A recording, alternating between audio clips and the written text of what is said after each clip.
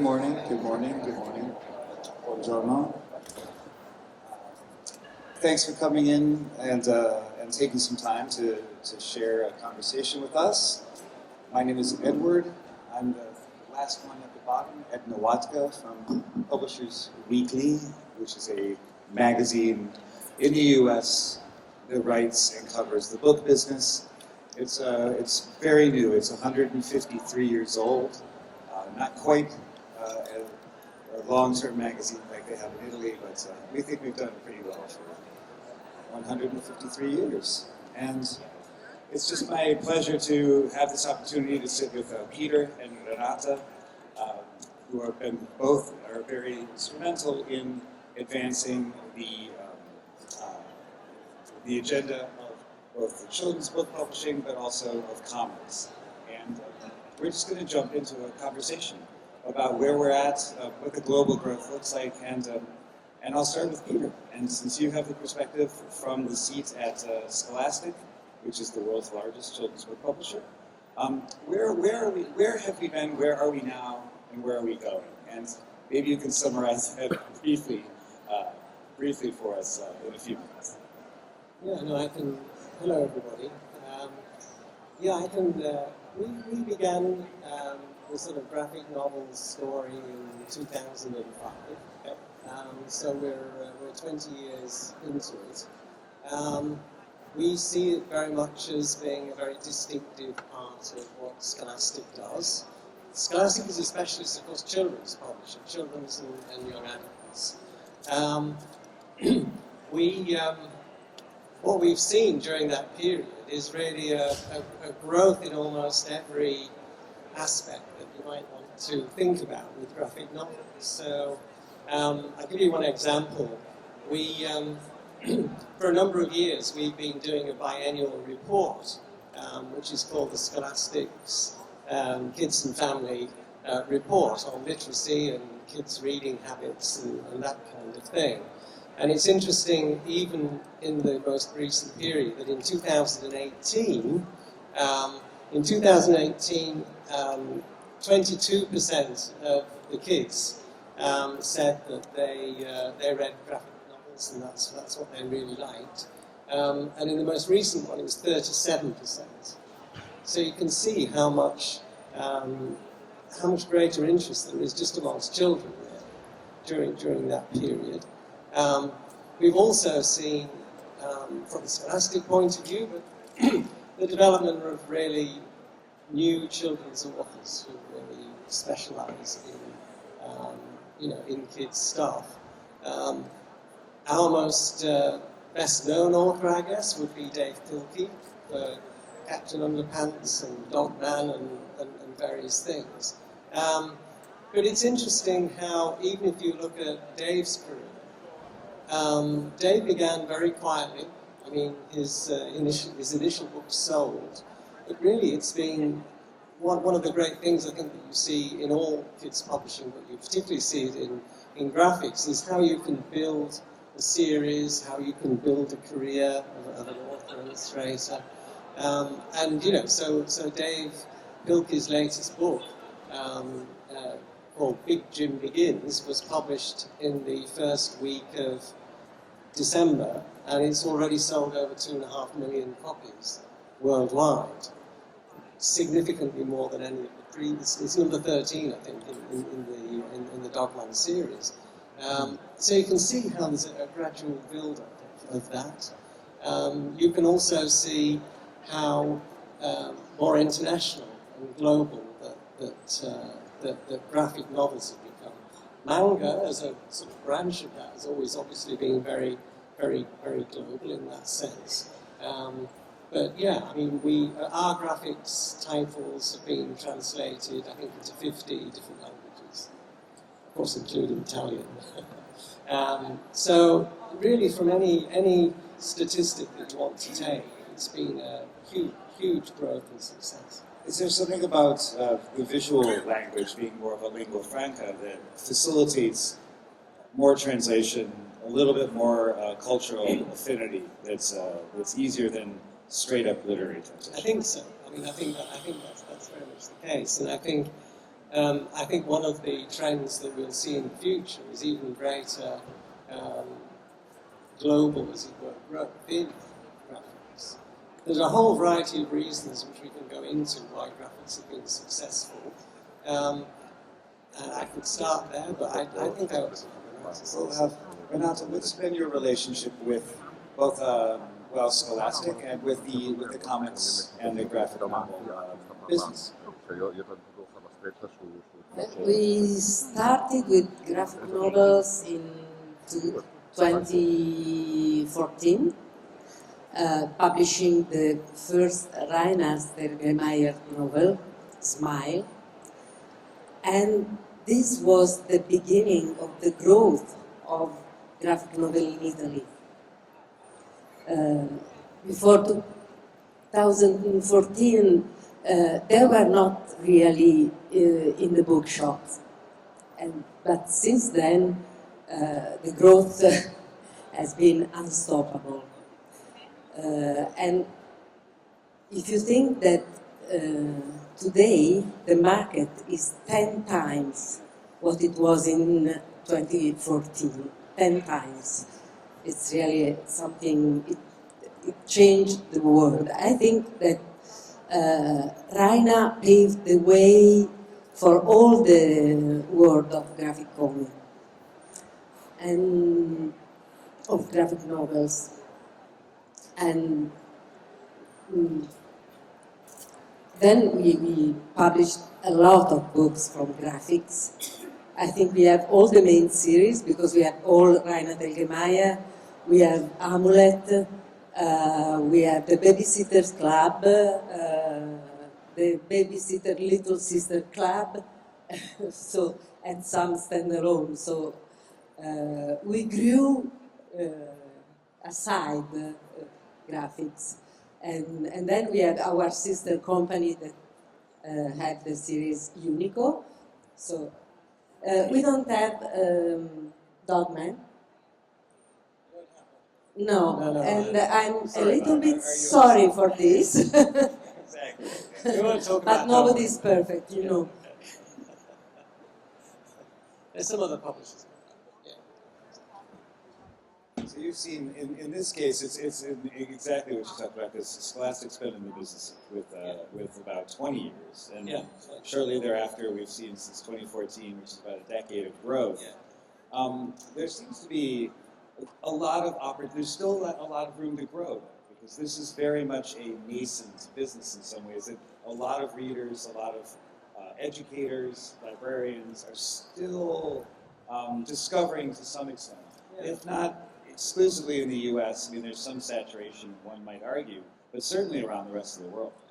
Well, I think it's quite interesting that when we first started doing graphic novels, that there was a certain amount of reluctance sometimes amongst librarians and teachers, particularly, and parents, of course, as to whether, is this a real book? I mean, is this really going to help kids read? And, you know, they sometimes felt uncomfortable about using a graphics novel as part of, you know, as part of a child's journey to learn how to read. And that attitude has progressively been changing. And most educators now would see graphics novels as being particularly appropriate for young readers, whether they be whatever age, really. Because what the graphics novels help to do is, first of all, if you are just beginning to learn to read, there are clues in the pictures to help you with the words, which is very helpful. But I think psychologically, the first time that a kid starts on page 1 of a book and gets through to the last page of the book, it does enormously good things to their confidence and so on. And I think it's giving, particularly what I call either striving readers or reluctant readers, it's giving them that confidence. I think one of the other things too is that we've seen, you know, everywhere in the world, nearly everywhere in the world, there's been a migration from kids from the page to the screen. Absolutely. That's just a phenomenon that has happened. And in a way, graphic novels have helped to bring some of the kids from the screen back to the page. Because just the way that it's kind of like almost a screen on a page as well, I think psychologically, that's been really, really helpful. I think the other reason for being very optimistic about the growth, continued growth of graphic novels, is the broader range of subjects which graphics, never mind novels, graphics can actually do. So things like memoirs, things like science, social issues. You can have. Graphics is a means of communication. It's part of a sort of a spectrum of chapter books, graphics books, films, TV, cartoons, anything that actually can impart information. It's a communication device. And that communication device can be so effective with children in particular, but also not just people who are learning to read, but people who can read, to be able to tackle some of these issues and to bring them home and to create interest and involvement from children. It's a creative treatment of some of these subjects. Yeah, absolutely. Graphics, it's my understanding the catalog's about 130 titles deep for graphics now. Yeah. So it's hitting an anniversary. No, it is.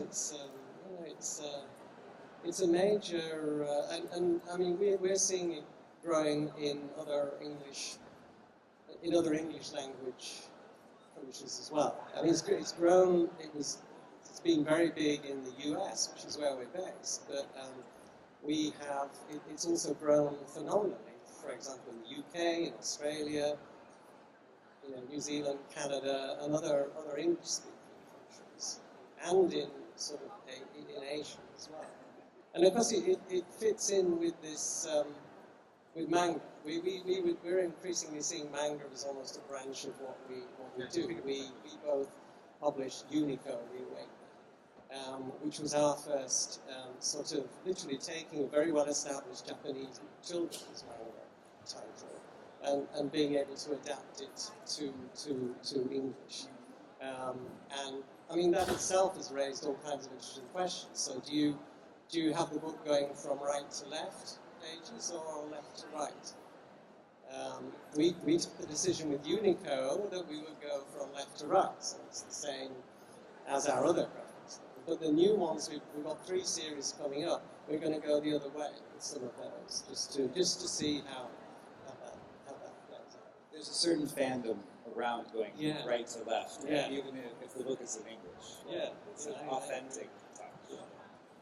And how did you said that you were a bit surprised by the success of graphic novels, and Renata in particular in Italy. Did it help open up new readerships like Peter just described? Particularly boys or reluctant readers are often identified.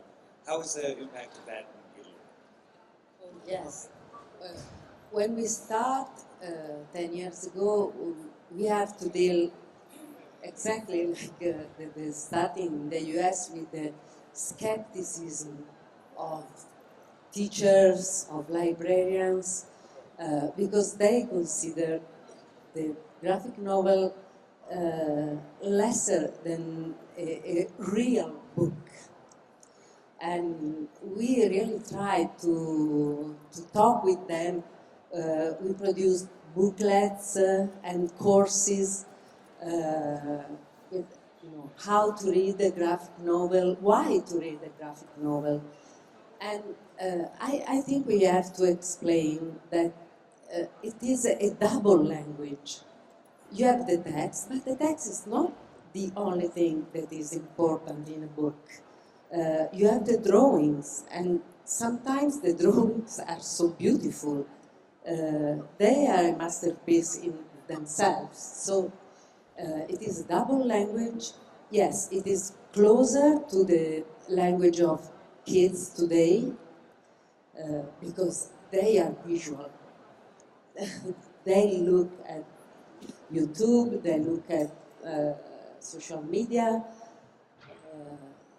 they look on TikTok, and we have to know this. And a whole page of text scared them. We know there is a crisis in the middle grade age because of this. And I think graphic novels are the perfect thing to bring them to books again. And well, I think it is also, we have also space to experiment on the language of graphic novels.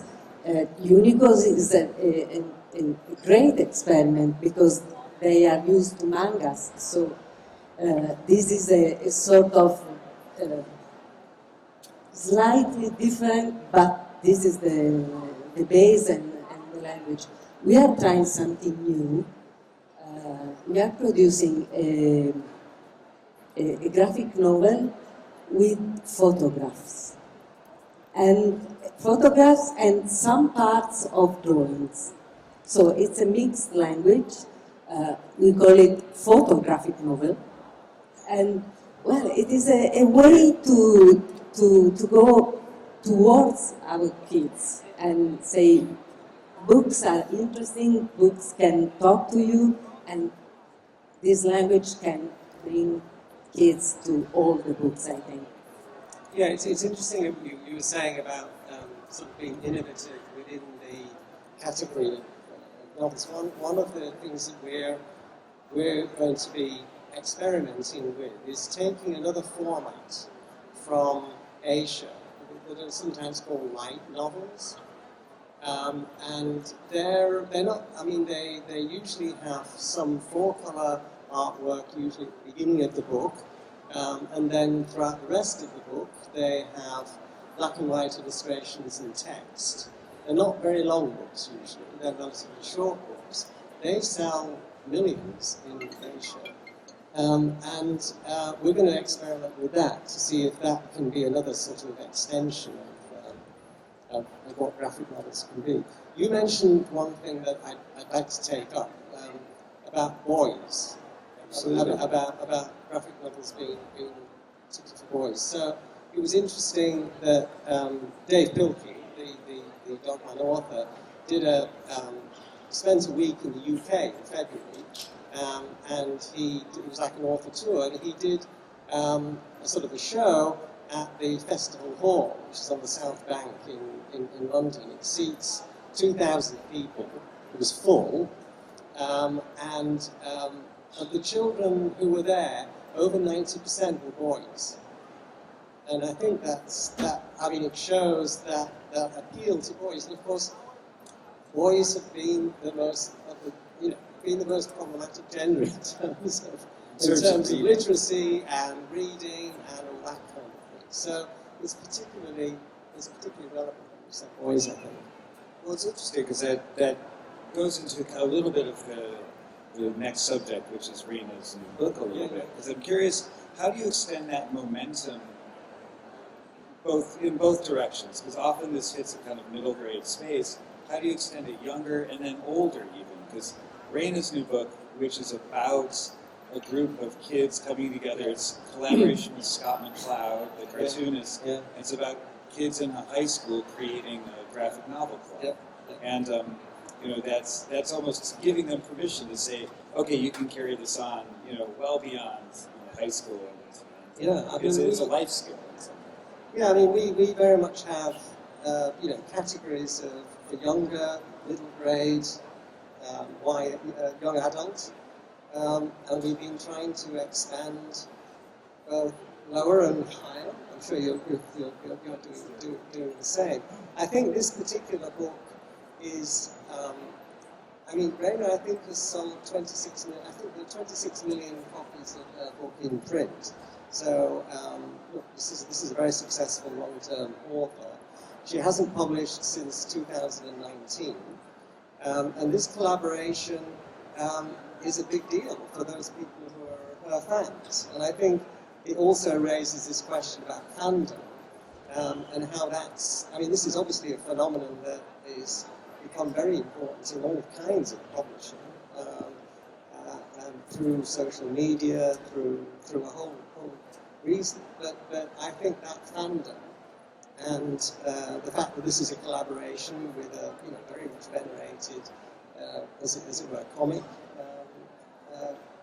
author, I think it's super, and I think there may be opportunities also in the future for collaborations between authors in a way that we haven't seen too much of so far.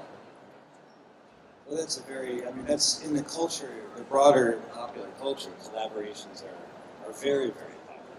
Right? So I'm looking for more of that in being introduced to the book world, and then you can do limited edition. You can take all those marketing tools, apply it elsewhere to books. Yes, yeah. I mean, it's the area of there are two main areas where you see fandom in what we do. They've both been very evident lately because the graphics novels is one, and particularly some of those authors. The other one that we see is with Hunger Games, because we just published the 5th book in the Hunger Games series, and that was an enormous fandom. I mean, with that, but that's a phenomenon that I think we all as publishers we have to take really seriously. I mean, there are all kinds of reasons why we want to be able to grow and to reach more readers and get more enthusiasm for what we do. But exploiting this sort of social media fandom through TikTok, through all these various methods is a really important way of doing it. And graphics is an ideal vehicle for developing that. I mean, Renata, you're in Milan. Milan is all about what's current, what's popping up, what's taking advantage of the top marketing tools, and then also you. I mean, what is your sort of thought about this idea of fandom and translating this into more readers? Well, yes, there is a big fandom about graphic novels, but I have to separate some graphic novels and Raina's graphic novels from others because Raina's graphic novels are trusted. They definitely are trusted from parents, from teachers, and from kids, from everybody. And so they are a sort of world apart from the other graphic novels we published. And sure, I think we have to think about kids who want series because they like to follow maybe an author, in the case of Raina, or a story, and they like also to collect books. It is not only a matter of the story, it is also a matter of objects. They want to have the book, they put the book on their shelves, and we have to think about this, because it's something we can keep them on the real object, and this is so important, because we take off them from screens, and maybe we should also think more about the design of the books because of this, because they want to collect, so we have to give beautiful books, books that they are proud to keep on their shelves. Yeah, I mean, I agree very much about the sort of collectible side of what we do as publishers. It's something which I think all publishers have really become much more familiar with and have been driving in recent years. It's been a reason for some of the growth in the industry as well, both adult books and children's books. And we're in a fortunate position of having a very strong backlist. Creating collectible collections, collectible editions, is a way of refreshing the backlist. It's a way of increasing interest in purchasing. But I think I agree with you. I think the big thing is you've got to think very carefully about what those collectibles look like. And the more you can make an ordinary book almost collectible, the better. I mean, it's something which we pay a lot of attention to. And I saw the cover of your edition of the Cartoonists Club, and it's wonderful. I mean, it's really, congratulations, it's super. And I think that's something that we all need to... Almost every edition needs to be collected. So. Yeah, it's true. Ideally. Ideally. Oh, but they also need to be recollected. Well, you could refresh every so often. I'm just curious too, because we're living in a we're in New York. We know what the politics is like. We're living in a sort of age of increasing disinformation and just bad data. And I'm curious if there's an opportunity, because of the way graphic novels can visualize data or information or facts, and particularly reaching audiences that are just learning about this, if there's some opportunity or even responsibility for publishers like Scholastic and like yourself, Renata, to produce work that has information and data integrity for this younger audience, whether that's factual or in some ways fantastical as a story. Well, I think it's a very good thought, and it's something we certainly feel a very strong sense of responsibility to stick with what we would see as being reality and the truth. And it's important that kids get that information as young as possible. And I agree with you. I think I spent part of my career at Thomson Reuters with news agency and so on. And the importance of objective news, objective facts, is just so important. It's never been threatened, other than in wartime, I think, quite in the way that it is now. And I think I certainly feel that responsibility in what we do. And I think that in all that we do, whether they're picture books, chapter books, graphics books, or whatever they might happen to be, we have to live by that important idea. Yes, I think that one of the new frontier of graphic novels could be non-fiction. In every field, we have published only a few books of non-fiction, and they were very successful. This could be a way to explain the world, to give information to kids, because they don't read journals or they don't follow the TV news. So this could be a very powerful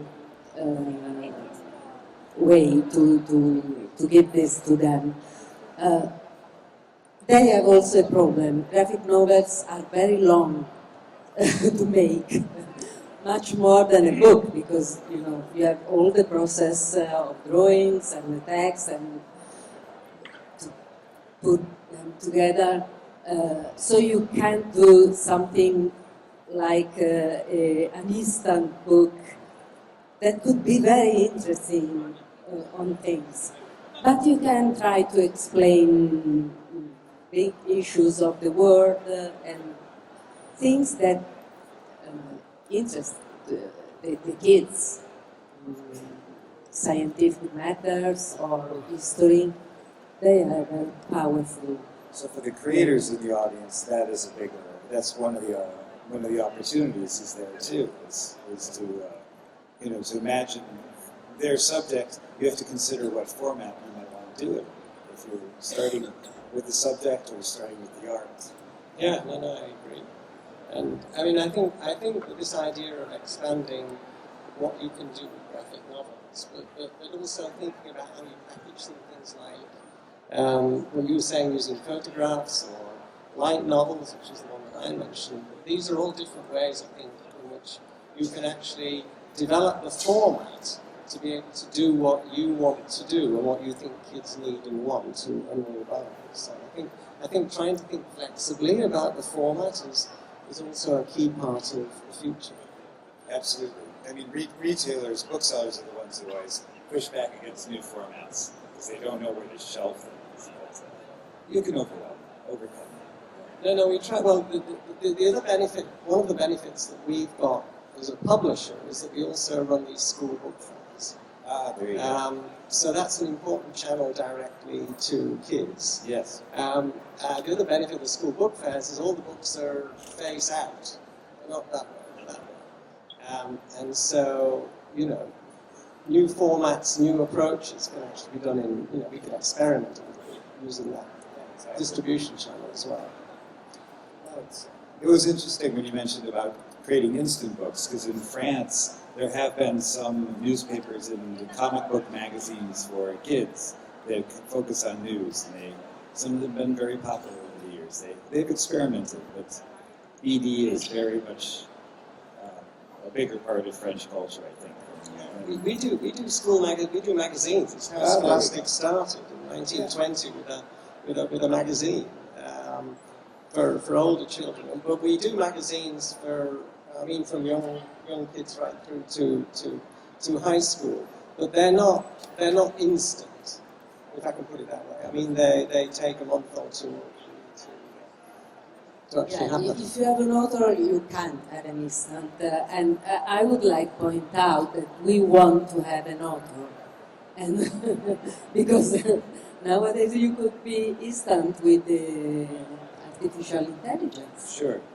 But I think we should but that's stand not up what for you do. the You're authors. not. Yes. We have. I think it's over 60 kids journalists writing the magazine in house. They're produced in house rather than external. Excellent. It's all part of the ecosystem. Yeah. Do we have time? We have 5 minutes. Should we ask a question Sure. or two? I can bring the mic out, or we'd like to invite somebody from the audience. Please, before you speak, just introduce who you are. Just say your name, where you're from, if you're with the company. Anybody want to ask a question?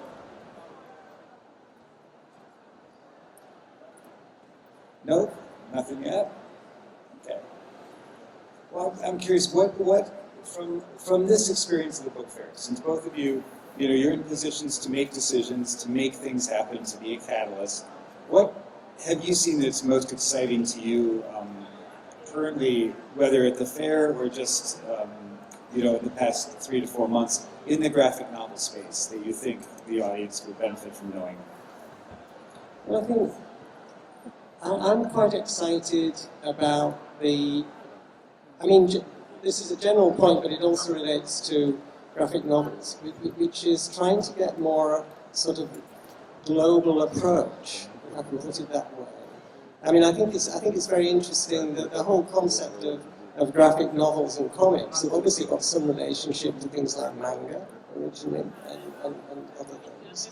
But I think there are increasing opportunities for, say, a publisher like Scholastic to take graphic novels that have been produced in Italy or France or wherever, and actually turn those into English, so that it becomes it's a two-way street, not a one-way street in that sense. I mean, we now do The Witches, which was originally published in French by Gallimard, and we've translated that to English and published that. I would like to see more of the sort of two-way traffic, if I can put it that way. We're obviously using manga as a separate road in a way. Talk about streets and roads, but I'd very much like to see much more of that, and to see more of the sort of ingenuity and creativity that can come out of other publishing cultures and other societies.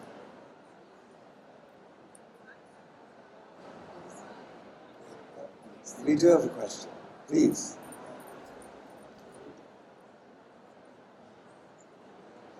Hello, my name is Tommy. I work at Animation Studio Iceland.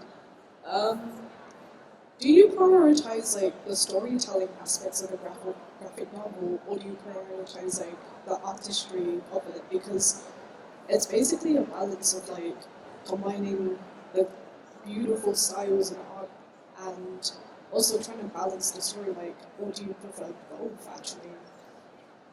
I think it's very much, it is the two things in combination, which I think are what really matters. But it's a different way. When Renata was talking about you can't produce instant graphic novels, it's a different way of publishing and a different way of creating, whereby you begin with a storyboard, and you have to. It's a much more sort of time-consuming and complicated way of doing things. But I think both the illustration and the text are important. And of course, you have to be able to manage that in a good way.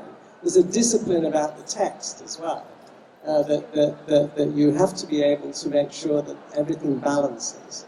So you really, when you're thinking about it and what's most important, I think it's really the two things in combination around a compelling storyline or a compelling subject.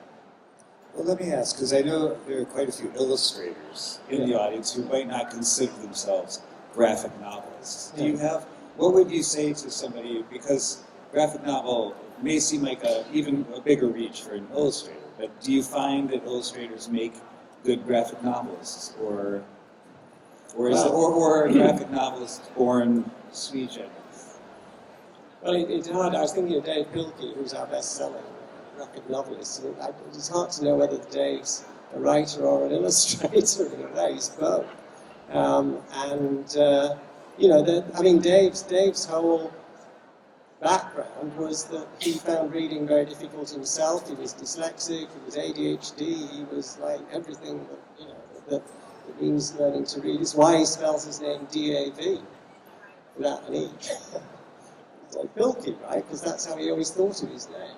And I think the one thing which you can get from that, I think, is you need to have, as an illustrator or whatever, or a writer, you need to have a core of a compelling idea, a compelling subject that will appeal to children and which children will benefit from. I think it's very interesting in his work and in other ways.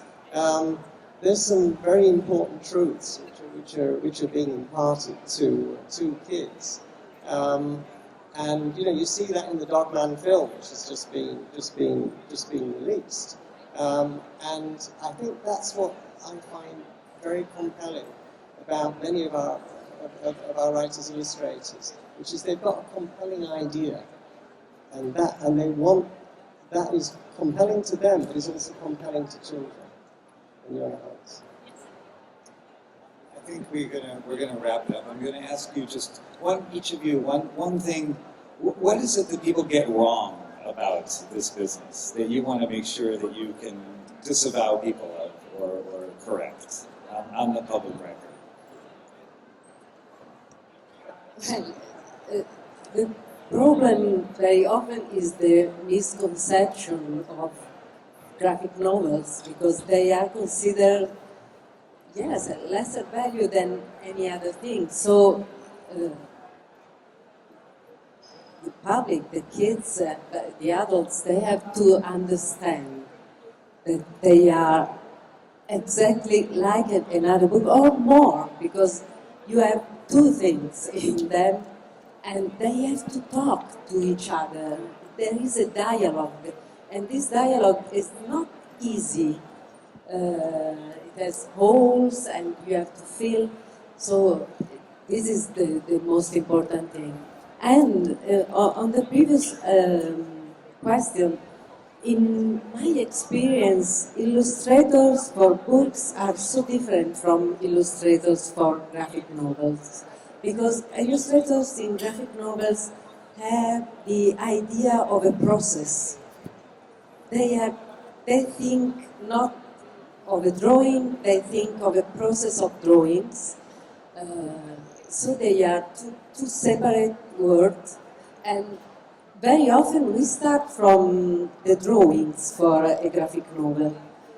We find someone so good and we put aside someone helping the story. Sometimes we have the story and we look for drawings. It's very special but very difficult that someone like Rana, for example, does the story and the drawings in a very great and beautiful way. I think mine quickly would be the idea that I raised before, which is that people initially didn't see graphic novels as being very serious tools to develop reading or to inculcate a love of reading, and they are. And most people will absolutely agree with that now, whereas 20 years ago, there was a lot of skepticism about that. Excellent. Well, thank you very much, everyone. Our panelists are here for a minute. And I want to say thank you to Peter, thank you to Renata, and May I thank you, Peter and Scholastic, because I think they changed the world of graphic novel. And now they are here to stay, and we never go back from this. So, really, thank you. Thank you very much.